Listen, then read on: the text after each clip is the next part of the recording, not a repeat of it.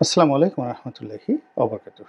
সম্মানিত দর্শক, বাংলাদেশের যে দিল্লি কেন্দ্রিক রাজনীতি এটি এখন তুঙ্গে। কে কিভাবে দিল্লির স্টার হবে, দিল্লির বন্ধু হবে এবং ভারতীয় কূটনীতিবিদদের সঙ্গে কার কত সম্পর্ক রয়েছে এটি এখনো পর্যন্ত প্রকাশ্যে আসেনি, কিন্তু গোপনে গোপনে বড় বড় রাজনৈতিক দলের যারা নেতৃবৃন্দ রয়েছেন তারা নমিনেশনের জন্য, ভবিষ্যতের মন্ত্রী এমপি হওয়ার জন্য, রাজনীতিতে টিকে থাকার জন্য দিল্লির যে লবি, এই লবিটির পেছনে পাগলের মতো ঘুরছে। যাদের এই ঘোরাঘুরির কারণে যারা দলের নেতৃবৃন্দ রয়েছেন, সমর্থক রয়েছেন বিএনপি এবং জামাতের, আমজনতা সাধারণ মানুষ যারা মূলত ভারত বিরোধী একটা সেন্টিমেন্ট ধারণ করেন, তো সেই মানুষগুলো এখন রীতিমতো বিরক্ত, ত্যক্ত, অনেকে রীতিমতো বিদ্রোহ করেছে। আপনারা ইতিমধ্যে লক্ষ্য করেছেন যে জামাতের সঙ্গে দিল্লির একটা সম্পর্ক আছে বা হতে পারে, এরকম একটা সন্দেহ, জাস্ট একটা সন্দেহ, কোনো তথ্য নেই, প্রমাণ নেই। কিংবা ধরুন বিএনপির সঙ্গে দিল্লির একটা সম্পর্ক বা বিএনপি দিল্লির একটা গ্রিন সিগন্যালের জন্য চেষ্টা করছে, ঠিক এরকম একটা সন্দেহ থেকে সামাজিক মাধ্যমে যারা কথাবার্তা বলেন তাদের একটা বিরাট অংশ বিএনপি এবং জামাতকে গালাগাল দিচ্ছে। আবার সে সকল গালাগালের সঙ্গে সামঞ্জস্য রেখে বিএনপি এবং জামাতের যারা সাধারণ জনগণ, সাধারণ কর্মী সমর্থক, তারা এই দুটো দলকে যাচ্ছে তাই ভাষায় গালাগাল করছে। বিশেষ করে বিএনপির শীর্ষ নেতা জনাব তারেক রহমান সাহেব এবং নায়েবে আমির নয়, ঠিক আমিরে জামাত এবং দ্বিতীয় ব্যক্তি নায়েবে আমির যিনি রয়েছেন, একজন ভদ্রলোক, সাবেক সংসদ সদস্য ছিলেন, শিবিরের সভাপতি ছিলেন, যাকে বলা হয় ভারতের এজেন্ট। তো এই মোট তিনজন মানুষকে, আরও একজন মানুষ আছেন আমির খুসরো মাহমুদ চৌধুরী এবং জনাব টুকু, ইকবাল মাহমুদ টুকু, তো তাদেরকে টার্গেট করে, অর্থাৎ বিএনপির তিনজন এবং জামাতের এই দুইজন, তাদেরকে টার্গেট করে বিএনপির নেতাকর্মীরা, জামাতের নেতাকর্মীরা এবং তাদের কর্মী সমর্থক এবং একই সঙ্গে যারা সামাজিক মাধ্যমে বা মিডিয়া জগতে, মূলধারার গণমাধ্যমে, টকশোতে বিএনপি এবং জামাতকে দীর্ঘদিন ধরে সাপোর্ট দিয়ে আসছিলেন এবং তাদের আজকের এই অবস্থায়, অর্থাৎ আজকে হাসিনা পরবর্তী সময়ে জামাত যে স্বপ্ন দেখছে ক্ষমতায়, বিএনপির স্বপ্ন দেখছেন, এই স্বপ্নর বাস্তবায়নে যারা বিভিন্ন সময়তে কাজ করেছেন তারা তো একেবারে তেলে বেগুনে রেগে মেগে যা মুখে আসে সেইভাবে গালাগাল করছে এবং তাদের সেই গালাগালের বিরুদ্ধে বিএনপি এবং জামাত এই দুটো দলই সরাসরি প্রতিবাদ করতে পারছে না, না পারছে পক্ষে বলতে, না পারছে বিপক্ষে বলতে। প্রায় প্রতিদিনই বিএনপির সঙ্গে আওয়ামী লীগের কার কি আত্মীয়তা, আওয়ামী লীগের যারা বড় বড় লোক, যেমন ধরুন এস আলম কিংবা সালমান এফ রহমান কিংবা ধরুন বসুন্ধরা, এই ওনাদের সঙ্গে বিএনপি এবং জামাতের কাদের আগে কেমন সম্পর্ক ছিল আর ইদানিংকালে কেমন সম্পর্ক হয়েছে, এই বিষয়গুলো নিয়ে তুমুল আলোচনা চলছে এবং সেই আলোচনার মধ্যে আমরা ভুলেই গেছি যে গত কয়েক মাসে এই ইউনূস সরকার ক্ষমতা আসার পরে নতুন করে কয় লাখ রোহিঙ্গা বাংলাদেশে ঢুকলো, আমেরিকা কি চাচ্ছে, ভারত আসলে এখানে পার্বত্য অঞ্চলে কি খেলাধুলা করছে, কিংবা এখানে ভারত কিভাবে আওয়ামী লীগকে পেট্রন করার চেষ্টা করছে, এই জিনিসগুলো নিয়ে আমরা আলোচনা করতে ভুলে যাচ্ছি। কিংবা এই মুহূর্তে বিএনপি এবং আওয়ামী লীগের মধ্যে যে চিরাচরিত দ্বন্দ্ব সংঘাত, সেটার পরিবর্তে জামাত এবং বিএনপির সঙ্গে যে দ্বন্দ্ব এবং সংঘাত শুরু হয়েছে, কিংবা হেফাজতের সঙ্গে জামাতের যে দ্বন্দ্ব সংঘাত শুরু হয়েছে, চরমোনাইয়ের সঙ্গে জামাতের যে দ্বন্দ্ব সংঘাত শুরু হয়েছে, এমনকি ডক্টর মোহাম্মদ ইউনূসের যে দ্বন্দ্ব সংঘাত শুরু হয়েছে, এইটা জনগণ এতটা এনজয় করছে এবং রাজনীতিবিদদেরকে দায়ী করছে, আর এই ফাঁকে সরকার যে কাজগুলো করতে চাচ্ছে, সরকারের যে মাস্টার প্ল্যানগুলো বা সরকারকে যারা ক্ষমতায় বসিয়েছে বা পেছন থেকে যারা সরকারকে পেট্রন করছে, সেটা দিল্লি হতে পারে, আমেরিকা হতে পারে, চীন হতে পারে, তারা সেই জায়গাতে একেবারে শো শো শো করে বুলেট ট্রেনের গতিতে এগিয়ে যাচ্ছে। তো এই যে একটা অবস্থা, সে অবস্থাতে ৩ ধরনের সমস্যা। সে সমস্যা হলো যে আমাদের এই রাজনৈতিক অঙ্গনে আমরা যা শুনছি, যা দেখছি, সেটি বাস্তব নয়। এর পেছনে আরও খেলাধুলা আছে। ফলে আমরা এক ধরনের ধোঁয়াশার মধ্যে পড়েছি সাধারণ আমজনতা।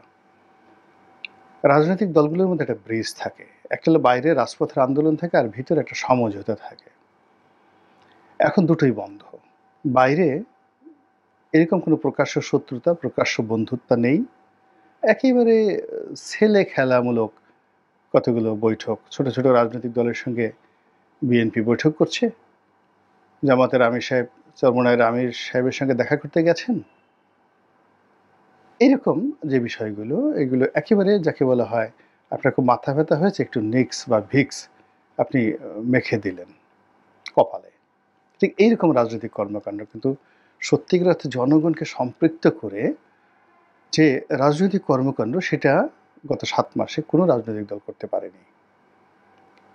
এর মধ্যে বেশ কয়েকবার আবেগ তাড়িত হয়ে কিছু কাজ হয়েছে। যেমন ধরুন, ভারত যখন সার্জিক্যাল স্ট্রাইক করতে চাইবে, তখন রাজনৈতিক ঐক্যমত তৈরি করার জন্য ইউনূস সাহেব ডাকছেন। সবাই সেখানে হুড়মুড় করে গেছেন।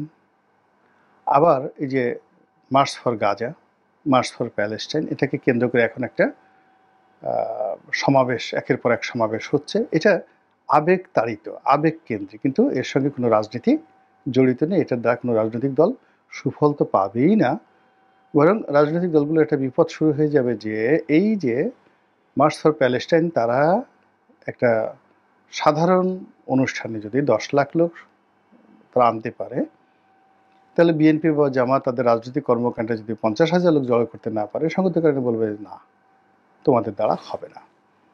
তো এইভাবে রাজনৈতিক অঙ্গনে একের পর এক জটিলতা শুরু হয়েছে।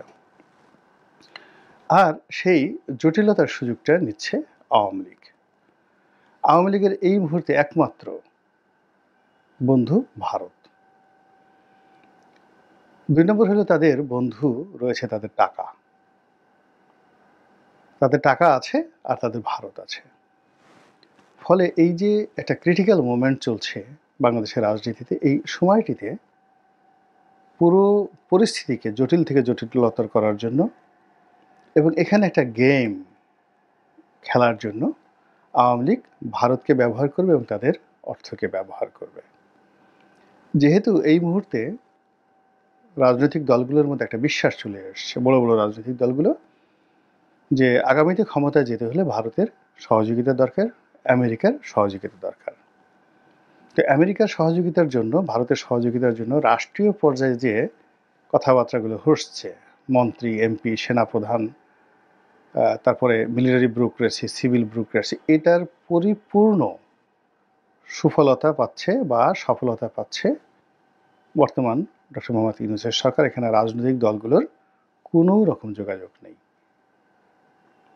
এবং এখানে তারা এসে সরাসরি ইউনূস সাহেবের সাথে যোগাযোগ করছে এবং ইউনূস সাহেবের কাছে বলছে যে ঠিক আছে, আপনাকে করিডোর দিতে হবে, আপনাকে এটা করতে হবে, এটা করা যাবে না, ইত্যাদি ইত্যাদি। এবং সেখানে রাষ্ট্রে সরকার টু সরকার যে বেনিফিট, এটা রাজনৈতিক দলগুলো পাচ্ছেন, এর পুরোটাই ডক্টর মোহাম্মদ ইউনূস। আর ডক্টর মোহাম্মদ ইউনূস যেটা পাচ্ছেন, এটা অটোমেটিক এনসিপির ভূগোলে চলে যাচ্ছে। এবং তারা এই সুযোগগুলো গ্রহণ করে মূলত একটা কুল পরিবেশ রাখতে চাচ্ছেন এবং নির্বাচনটাকে পিছাতে চাচ্ছেন এবং তাদের ক্ষমতাকে দীর্ঘায়িত করতে চাচ্ছেন এবং অন্যান্য যে সকল আমলাতান্ত্রিক জটিলতা আছে তাদেরকে ভয় দেখাতে চাচ্ছেন। এবং সেখানে তারা 100% সফল হয়ে গেছে। তারা পাকিস্তানের সাথে সফল হয়েছে, চীনের সঙ্গে সফল হয়েছে, ভারতের সঙ্গে তারা এখন পর্যন্ত অসফল বলা যাবে না, খুব বেশি কিছু পায়নি। ভারত অনেক কিছু থ্রেট দিচ্ছে মূলত একটা বার্গেনিং করার জন্য, কিন্তু আশাহত হওয়ার মতো এখনও ভারতের সাথে তেমন কিছু ঘটেনি। আর আমেরিকার সঙ্গে তো রীতিমতো একেবারে ক্লোজ টাইডেন রিলেশনশিপ এই মুহূর্তে সবচেয়ে বেশি, মানে এই যে বিএনপির চাইতে, জামাতের চাইতে, আওয়ামী লীগের চাইতে সবচেয়ে বেশি সম্পর্ক ডক্টর মোহাম্মদ ইউনূস এবং তার সরকারের। কাজেই দেখুন, এখানে একটা আলাদা বলয় তৈরি হয়ে গেছে, ইউনূস ভার্সেস এই বাংলাদেশের যত রাজনীতি দলগুলো রয়েছে তারা। আরেকটা বলয় তৈরি হয়ে গেছে ডক্টর মোহাম্মদ ইউনূস ভার্সাস আওয়ামী লীগ এবং আওয়ামী লীগ ভার্সাস বাংলাদেশের অন্যান্য রাজনৈতিক দল। এখন আওয়ামী লীগ সরাসরি ডক্টর মোহাম্মদ ইউনূসের সঙ্গে এই মুহূর্তে কোনো কন্ট্রাডিকশনে ফাইটিংয়ে যাবে না। তারা বিএনপির সঙ্গে যাবে না, জামাতের সঙ্গে যাবে না, বরং জামাত এবং বিএনপির পক্ষ থেকে যদি কোনো বন্ধুত্বের আশ্বাস পাওয়া যায় তারা সেটাকে ব্যবহার করবে।